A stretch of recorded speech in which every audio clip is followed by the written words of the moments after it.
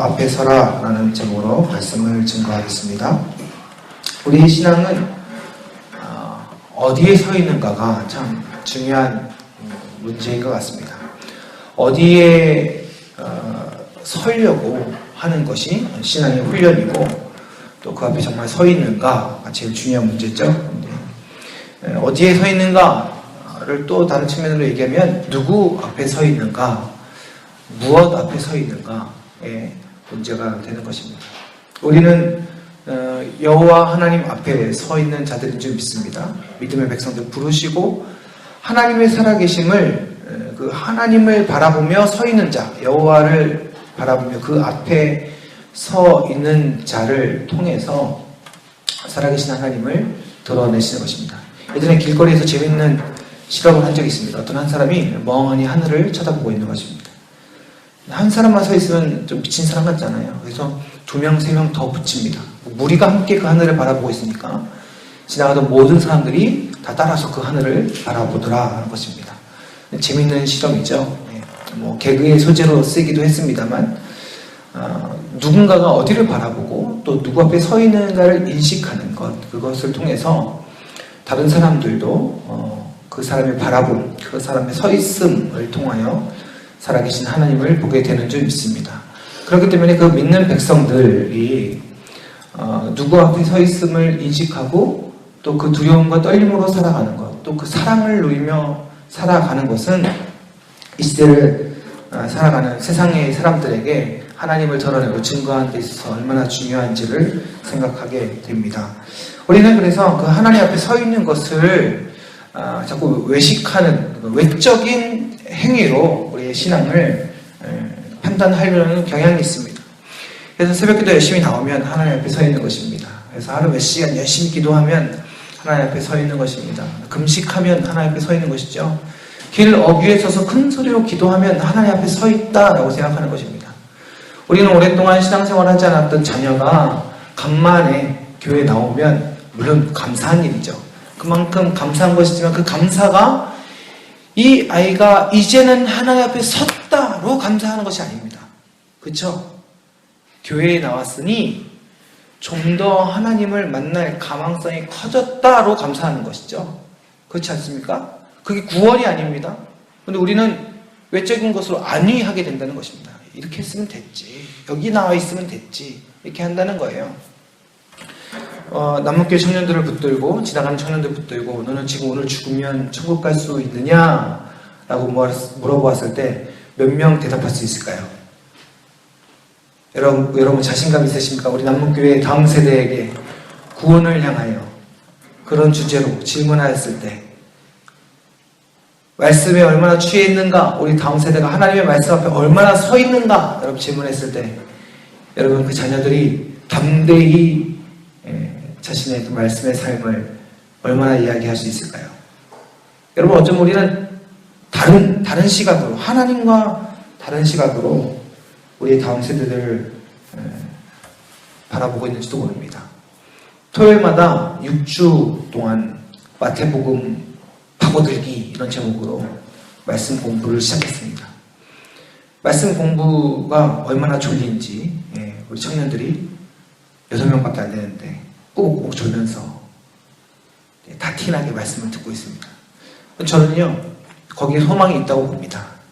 말씀을 사모하여 육체의 피곤함에도 불구하고 하나님 앞에 서는 믿음의 청년, 그 몇몇 청년들이 이 시대의 소망이요, 이 시대의 사무엘인 줄 믿습니다.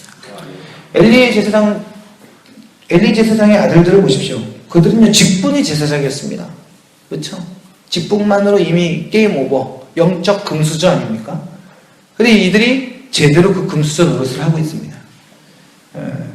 그래서 물론 제물로 바쳐졌던 음식 중에 어떤 부분들이 제사장의 음식들로 넘어가서 제사장들이 그것으로 인하여 먹고 살게 되고 그들의 생계를 책임지는 부분들이 있습니다. 율법으로 허락되어졌죠. 근데요 그것이 이들이 이제 갈고리 하나로 꿰쳐오던 그 제물을 개조를 합니다. 그래서 이제 그 갈고리를 세 갈고리로 만드는 거예요. 더 많이 걸리겠죠. 그러니까 이미 그 제사의 의미, 그리고 그것을 통해서 먹고 살 수 있는 또 하나님 허용하신 그런 삶의 범위를 뛰어넘어서 자기의 욕심이 그 갈고리 하나, 갈고리 두 개 더 채워져서 보여주고 있는 것입니다. 뿐만 아닙니다. 이들의 행태는 그 사환이 단순히 이제 갈고리를 그렇게 쓱 만들어가지고 아무도 못 보는 사이에 갈고리 딱 던져서 아이고 이만큼 걸렸네. 그나마 좀 염치 있는 마음이 아니라 이제는 사환을 통해서 대놓고 비리를 저지르는 것이죠. 그래서 익히기 전에, 굽기 전에 고기를 달라. 구우면 이제 빨리 먹어야 되잖아요. 빨리 이게 끝내야 되는 거거든요. 근데 날 것으로 받으면 좀 더 오래 보관할 수 있는 것입니다. 그렇죠? 그래서 그것을 가져가는 것입니다. 달라. 16절에 보니까요, 본심이 나옵니다. 그 사람이 이르기를 반드시 먼저 기름을 태운 후에 네 마음에 원하는 대로 가지라. 이 율법에 행한 대로죠. 구운 후에 가져가라. 것입니다. 하면 그가 말하기를 사환이 말합니다. 아니라 지금 내라. 그렇지 않냐면 내가 억지로 빼앗으리라. 그렇습니다. 이런 것이 이렇게 눈앞에서 아예 드러내어지는 것이죠. 감추는 것도 아닙니다. 은밀히 저지르는 것도 아닙니다. 내놔라! 소리 지르면서 하고 있습니다. 또 이들이 이것으로 끝나는 것이 아니죠. 그 아들들이 이후에 기록들에 보면 음란한 행위부터 시작해서 더 이상 말로 표현할 수 없는 그런 죄악들을 저지릅니다. 근데 이들은 제사장이었습니다. 그리고 이들은 제사를 주관하는 자들이었습니다. 그리고 이들은 누가 봐도 가장 영적인 외모를 소유한 자들이었습니다. 그러나 그들은 여호와 앞에 심히 큰 죄를 지은 자들이었고 17절에 보니까 여호와의 제사를 멸시한, 여호와 하나님을 멸시하는 자들이었다는 것입니다. 저는 그렇게 생각합니다. 요즘 최근에 교육에 관하여서 많이 묵상을 하면서 오늘날 우리가 살아가면서 잃어버린 힘이 무엇인가 했을 때 판단의 언덕 이후를 보지 못한다라는 생각을 했습니다. 제가 만들어낸 말입니다. 어떤 판단을 해요. 근데 그 판단을 한 뒤에 그 판단이란 언덕 너머에 그 다음에 무엇이 있을지를 생각하지 못하는 것입니다. 눈앞에 보이는 것만 생각하는 것이죠. 지금 당장 눈앞에 보이는 두려움을 없애는 데 급급한 것입니다.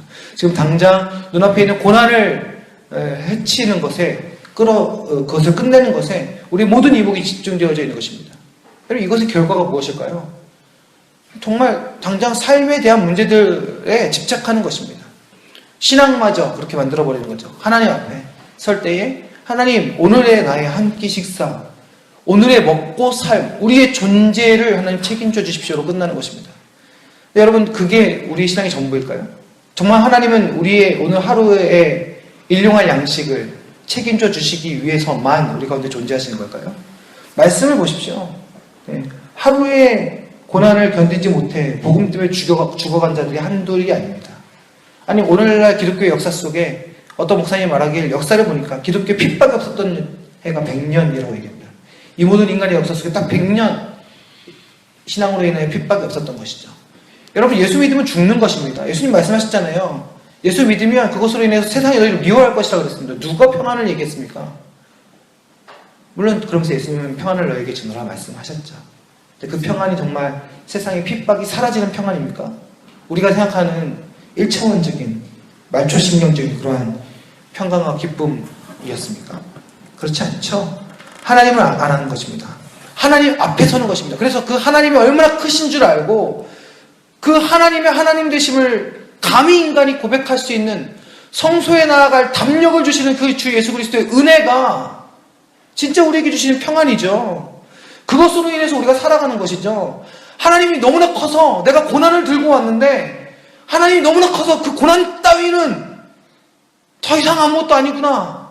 하나님이 너무나 커서 내가 가지고 있는 분이 이렇게 큰 분이었구나 깨달아서 이 고난 따위는 더 이상 하나님 앞에 부르짖기가 민망한 그런 깨달음, 그런 평강과 은혜, 이게 은혜죠. 이게 우리의 힘이지 않습니까? 당장 눈앞에 있는 이 갈고리 3개 달라고 하나님 앞에 기도하는 것, 하나님 앞에 서지 못해서 이 우매한 멍청한 믿음으로 죽어가는 것, 이게 지금 한국교회 문제 아니겠습니까?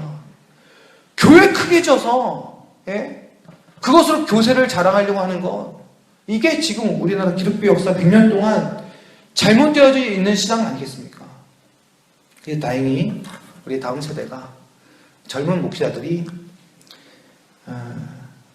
하나님의 교회를 생각할 때 사람이 중요한 줄 알고 그 개척을 생각하면서 가장 1순위가 동역자입니다. 정말 참 바른 해석이 아닌가 생각을 합니다.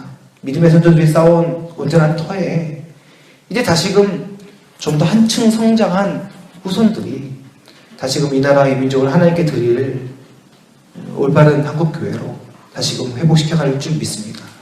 여러분, 우리가 기도할 텐데 이것을 위해서 기도해야 될 것입니다. 우리의 다음 세대가 여호와 하나님 앞에 온전히 서기를 기도해야 될 것입니다. 여러분, 우리는 안심해서는 안 됩니다.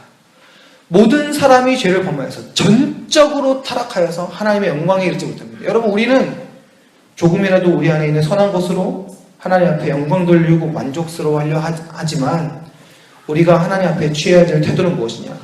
어느 순간도 방심해서는 안 되는 것입니다.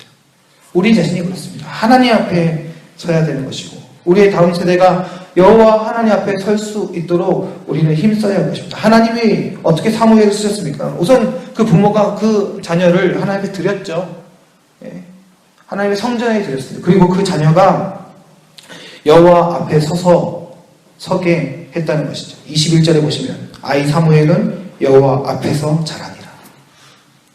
여호와의 제사를 멸시했던, 하나님을 멸시하였던 그 엘리의 자녀들과는 달리 하나님이 하나님의 때에 하나님의 세대를 세우셔서 여호와 앞에 서는 그 한 사람을 통하여 그 하나님을 잃어버렸던 그 민족을 다시 세우시는 줄 믿습니다. 물론 우리 궁극적인 목표는 천국이죠. 하나님 나라가 이 땅 가운데 임할 때, 그 하나님의 영광이 이 땅 가운데 임할 때 우리는 그 영원한 새하늘과 새 땅에 들어갈 때 주의 구원을 통하여서 그 나라를 성취하고 보게 될 것입니다. 그러나 하나님께서는 오늘날 믿음의 성도가 하나님이 함께 하셔서 하나님의 통치를 드러내시는 그 하나님 나라를 믿음의 성도의 삶, 여호와 하나님 앞에 온전히 서는 그 삶을 통하여서 드러내고자 하시는 줄 믿습니다. 오늘 우리의 삶이 그랬으면 좋겠습니다. 주님, 내가 주님 앞에 서 있기를 소망합니다. 주님, 우리의 자녀가 주님 앞에 서 있기를 원합니다. 주님, 이 세대가, 우리의 다음 세대가 하나님 앞에 서 있기를 원합니다. 이 기도로부터, 오늘 우리의 그러한 기도의 삶으로부터 그것이 회복되어지고 시작되어질 것입니다. 믿음과 소망을 가지고 이 기도의 제목 붙들고 살아가는 오늘 하루가 되시기를 주님의 이름으로 간절히 축원합니다. 기도하겠습니다. 살아계신 아버지 하나님, 우리의 기쁨이 무엇인가를 다시금 기억하게 하옵소서. 하나님 아버지, 우리가 세상이 똑같이 바라는 평강과 기쁨이 아니라 하나님의 하나님 되심을 보게 되어지고 그 앞에 설 때에 그 하나님을 만지게 되어지는 귀한 은혜의 역사를 허락하여 주시옵소서. 엘리의 시대에는 주님 말씀하지 않으셨습니다. 이상을 보이지 아니하셨습니다. 그러기에 이들은 직분은 가지고 있었으나 그 속은 죽은 자들이었습니다. 그러나 하나님의 때에 하나님의 사람을 통하여서 하나님의 살아계심을 보이셨사오니 주여 우리를 그리고 우리의 자녀를 이 세대의 사무엘 사모사 우리가 여호와 앞에 설 때에 그 하나님 누리게 하여 주시옵소서. 아버지 하나님, 그리하여 우리가 누가 시켜서가 아니라 우리가 가지고 있는 복음이 커서 그 생명이 너무나 은혜로워서 그 사랑이 너무 감격스러워서 하나님을 자랑하지 않고서는 견딜 수 없는 전도자의 삶, 복음자의 삶을 살 수 있도록 오늘 하루도 우리와 함께하여 주시옵소서. 여호와 앞에 서는 우리에게 응답하여 주실 줄 믿사오며 우리의 구주이신 예수 그리스도의 이름으로 간절히 기도드립니다. 아멘.